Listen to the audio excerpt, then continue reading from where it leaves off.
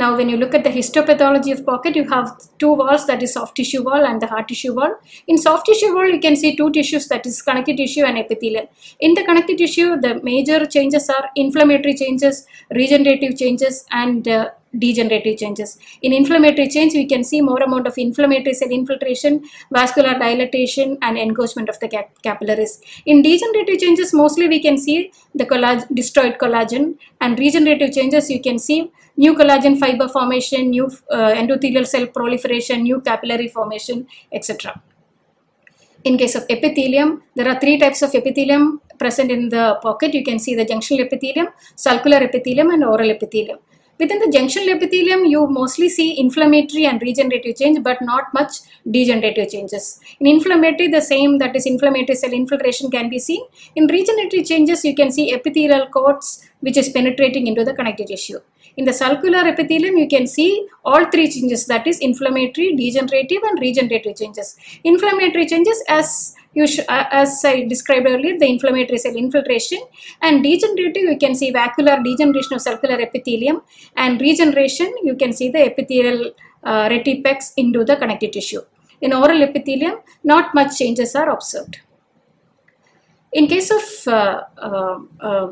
seeing the lateral wall of the pocket, when you see in scanning electron microscopically, you can see various zones, that is starting from area of relative quiescence where you don't see much changes, and it is followed by an area of bacterial accumulation where you can see bacteria is trying to penetrate into the epithelium, and another area we can see is area of emergence of leukocytes where leukocytes are trying to come out from the connective tissue towards the epithelium, and another zone what you can see is a leukocyte bacterial interaction, and that lead to this reaction can lead to intense epithelial desquamation and ulceration and areas of hemorrhage.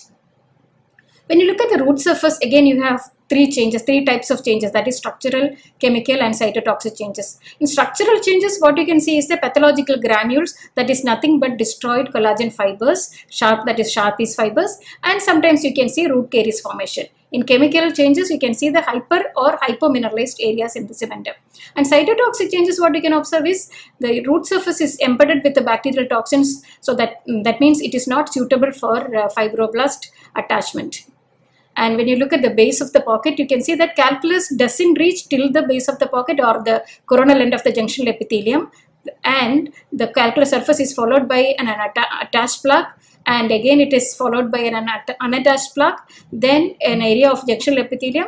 Below that you can see a partially lysed collagen fibers, and apical to that you can see the intact connective tissue fibers.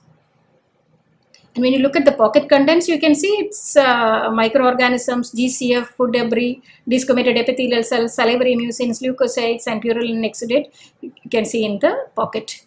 And when you look at the relationship between pocket depth and loss of attachment, we know that pocket is measured from the gingival margin to the base of the pocket, whereas loss of attachment is measured from the CEJ to the base of the pocket. In this situation, you can see that all three situations you have same pocket depth, but the loss of attachment is differing. Whereas in this situation, if you look at it, you can see that there are same attachment loss but with a different pocket depth. But a situation where gingival margin coincide with the CEJ, your attachment loss and pocket depth is going to be same. Thank you.